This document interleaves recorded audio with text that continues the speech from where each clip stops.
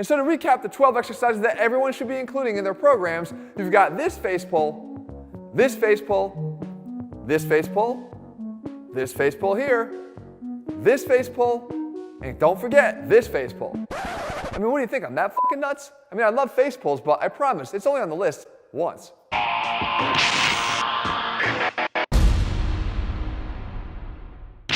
What's up guys, Jeff Cavalier, AthleanX.com. Today I'm going to talk about the 12 exercises that everyone should be including in their programs. And before anybody jumps out and says, well wait a second, not everybody should be doing every exercise. Guys, as a physical therapist, I understand that sometimes physical limitations actually preclude you from doing an exercise. But I'm talking about if you are physically capable of doing the exercises in this list, then we all should be doing them and including them in our programs if we want to see the best benefits. That being said, the face pull, spoiler alert, is actually going to be one of the 12, so be prepared. Guys, we're going to start breaking down all the rest of the 11 exercises though, and it starts right here with a squat.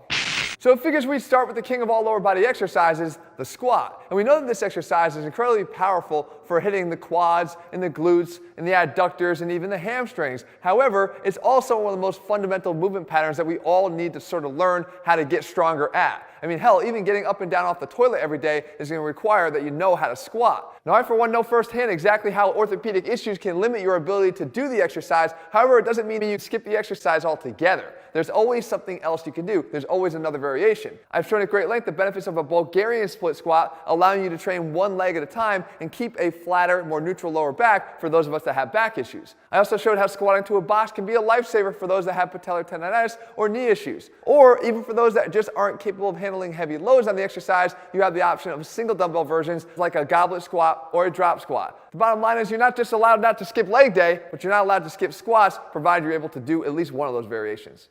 So now if the squat is referred to as the king of all lower body exercises, you have to also look at it maybe in a different way. Even a great album has an A side and a B side. For me, the B side in this case is the posterior chain, and there's no better exercise for hitting the posterior chain than the deadlift. The deadlift is going to train the all-important hinge pattern, which is one that you're going to need to master if you not only want to excel at the lift, but actually in everyday life.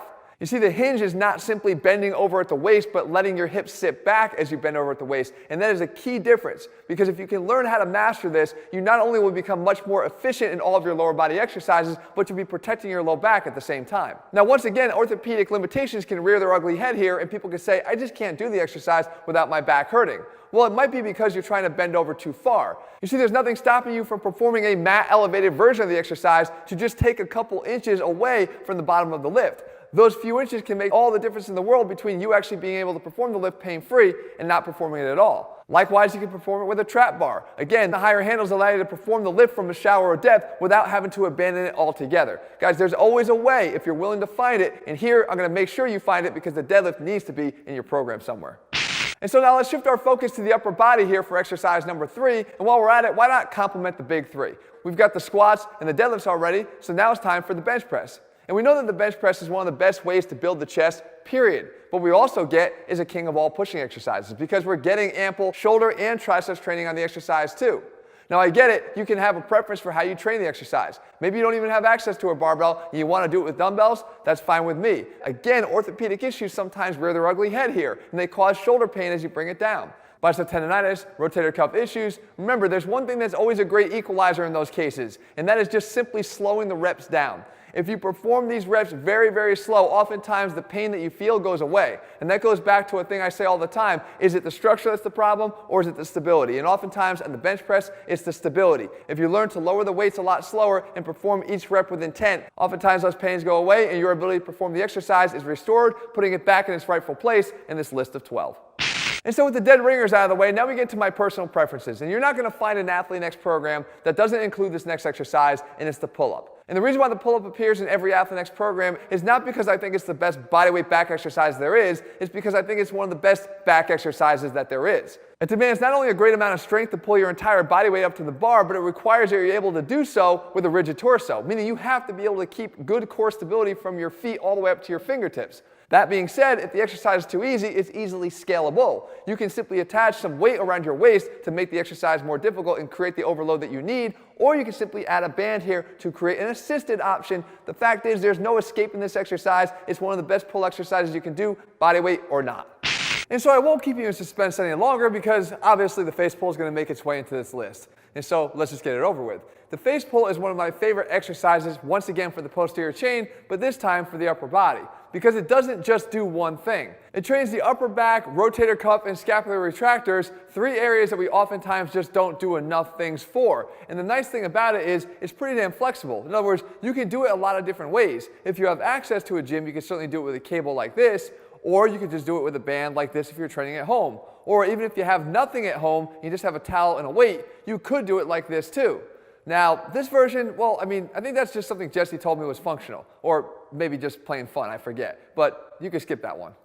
And speaking of the rotator cuff, let's keep exercise number 6 here tied into the last one and keep that corrective exercise focus going. You see, I'm a big believer in the corrective exercises, and especially those that train external rotation of the shoulder. And it's not just something that I say as a buzzword, it's something that we need to have in our programming, because guess what? The rotator cuff muscles are the only muscles that externally rotate the shoulder. So if you're not making a concerted effort to work in some exercise that does this, I don't care what the rest of your program looks like, this is one muscle imbalance that you're creating that you're not going to be able to overcome, at least not at the expense of the health of your shoulder. Something as simple as banded external rotation here is going to get the job done. Again, it doesn't have to be sexy, it just has to be effective. And if you don't have access to a band and you're training at home with a pair of dumbbells, you can still get the job done. Just lay on your side and perform the sideline dumbbell external rotation exercise. The key is that you need to focus at least one of your exercises to the rotator cuff. How you do it is up to you, just make sure you do it. So as we cross the halfway point of our list, it's time to head back to the lower body for the last of our leg exercises that are going to appear in this list of 12. And for me, this is a no-brainer. It's got to be the lunge, or at least some variation of the lunge. Now, I talked about my love for the reverse lunge because of its kindness to people that have anterior knee issues. That being said, there are other ways we can do the exercise. You see, the lunge is the perfect complement to the sagittal plane base exercises we already picked. We have the squat, we have the deadlift. You can take a lunge and direct it in any direction you want. I've shown before the benefits of the frontal plane side lunge and also the transverse plane drop step lunge. All of these are going to give us a more multi-dimensional approach to our training. And when we talk about a joint like the hip, which is a 3-dimensionally operating ball and socket joint, we know that we have to train in more than just one plane of motion. The other nice thing about the lunge is that it gives us a chance to actually divert our efforts either towards the quads more or towards the posterior chain and glutes and hamstrings more. And all we have to do is alter the position of our body when we do it. So if we lean forward when we do the exercise, we light up the posterior chain more effectively because we put it more effectively on stretch. If I stay nice and upright with a tall torso and go straight down in any of these planes, I'm going to work more on my quads. Again, the choice is up to you, but the choice should not be whether or not you're doing lunges, because I think they need to be part of this list every single time. And so the inclusion of exercise number 8 here was not meant to push anybody's buttons or ruffle any feathers. It's just simply to put an exercise in here that belongs on the list, and it's the push-up. You see, people might have a problem with this being on the list, especially coming from me, because I have a habit of reading video titles without actually watching the video. Push-ups are killing your gains, but not really, if you do the right kind. You see, what I'm talking about is find the right difficulty level of the push-up. You see, if you're looking for hypertrophy gains from the exercise, which many are, then you need to be able to find an exercise variation that actually challenges you. And if you're just doing knee push-ups when you can handle much more, or if you're just doing regular push-ups when you can knock out 30, 40, or 50 of them in a set, it's time to up the ante. Raise the stakes. Introduce a new challenge for yourself. And there's no easier opportunity to do it than with a push-up because the variability of this exercise is off the charts. That being said, because of this versatility, I'm able to program it into every single program I do. We can either do it as one of the harder variations of the push-up, or we can use one of the less difficult variations on the back end of a drop set to keep the intensity going. The context in the application, as always, matters, but it's important to not sleep on the exercise because it has the ability to be a really powerful addition to every single workout that you do. So whenever we put together an exercise list like this, it's important to not only look at the exercise selections alone, but to look at how they complement each other. And when we're talking about pressing exercises, we've hit our horizontal press option, but what about our vertical plane? Because that's important too. And for me, there's no other option than the overhead press. Now I get it, the overhead press can not only be one of the most effective strength building exercises in the vertical plane, but it could also introduce some pain into a shoulder that's actually already having a hard time with any overhead pressing movement. And that's because impingement or a lack of shoulder stability can come back to bite you pretty quickly whenever you try to raise your arms up overhead and don't have the mobility to do it. But in an instance like this, I don't recommend abandoning the exercise entirely. I said there's always a way, just like there was with the bench press. And here, all you have to do is go one dumbbell at a time. And the advantage here is that you have a better chance to stack your joints more appropriately with your wrist over your elbow, over your shoulder, which will oftentimes introduce the stability that you're lacking that makes this exercise, once again, a pain-free option and something that belongs in your program. But let's say you don't have any issues at all. Again, you're not limited to just a strict overhead press. You could do something much more explosive, like a push press, where your lower body gets involved, or simply out of preference or a desire for change, you can easily swap out the barbell for a pair of dumbbells, regardless of what you do choose. Just make sure you choose one of them when you're putting together your list for the exercises that are going to appear in your program. Which brings us to exercise number 10, which is now the dedicated arm exercise portion of our list. And who knew an arm exercise on Jeff Cavalier's list? Well, guess what, guys? A lot of us are in the same boat. We want to see some additional gains on our arms that comes independent of the accessory role that they play in all these bigger compound lifts. So for that, I'm going right for the triceps now, the bigger part of our arm, and we're talking about the lying tricep extension. And the thing that I love about this exercise is it puts that all-important long head, the medius portion of our triceps, basically 2/3 of the 2/3 of the size of our arm, on a great amount of stretch on every single repetition. If you do this appropriately, the arms will be held back overhead and never really positioned back in full vertical position, because that's just going to take some of the stress off of the triceps. When we're trying to build them, that's not what we want to do. Now, of course, we have some variations here as well. If you can't handle the maximal overhead stretch that comes from the first variation of the exercise, you can simply shorten that a little bit and take it down to a skull crusher. Once again, even in the finished position here, you want to make sure you have a slightly less than vertical position on the arms at the top to make sure you keep the stress on the triceps. And of course, you can decrease that intense stretch a little bit more by opting for something more like a JM press. No less difficult. You're going to be able to actually handle more load here, but we're not getting that overhead stretch as much, but we're still capable of hitting the medial and lateral heads to a high degree. Remember, if bigger arm size is something that you desire, then you're going to have to find a way to program a direct exercise for your arms in your list. This is my selection for triceps. So when you're looking to round out that arm development, and I mean literally round it out, now we're going to talk about bicep exercises, because one of them should be in your program somewhere. And for me, it doesn't have to be complicated. As a matter of fact, when it comes to bicep training, there really is nothing complicated, because we're talking about a simple hinge joint up and down. For me, the barbell curl is going to be my choice.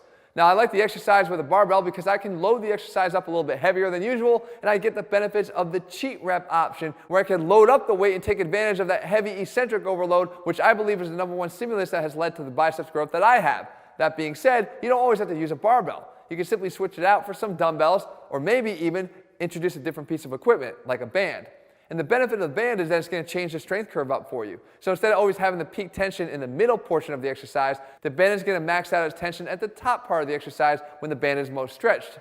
If you want to get the benefits of all of it, guys, maybe try introducing the combination of a band and a dumbbell together. We're going to get a more consistent tension experience in the middle and at the end of the exercise, regardless of which variation you choose, guys. Remember to choose one of them, because when it's bicep size you're after, the compound lifts alone are not going to get it done. You're going to need to select a dedicated bicep exercise for best results.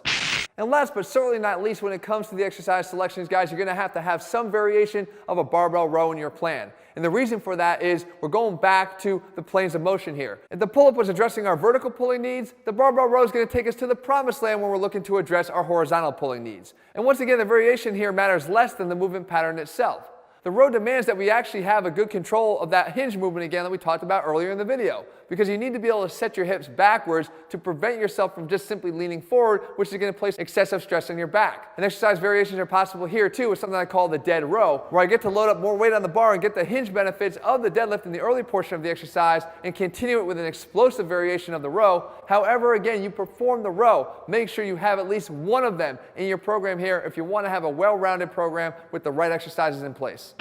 And so there you have it, guys, 12 exercises that everyone should have in their programs if they're physically capable of doing them. And again, even in the cases where you have some limitations, it doesn't mean that you get to skip the exercise entirely. Hopefully in this video I provided you with some alternatives that are going to make these exercises possible once again. If you're looking for programs, guys, where we include all these exercises in everything we do, including our brand new All-American Muscle program, you can find it over at athlenex.com. If you found the video helpful, make sure you leave your comments and thumbs up below. Let me know what else I can cover. I'll do my best to do that for you in the days and weeks ahead. And finally, if you haven't done so, make sure you click subscribe and turn on notifications so you never miss a new video when we put one out. All right, guys, see you soon.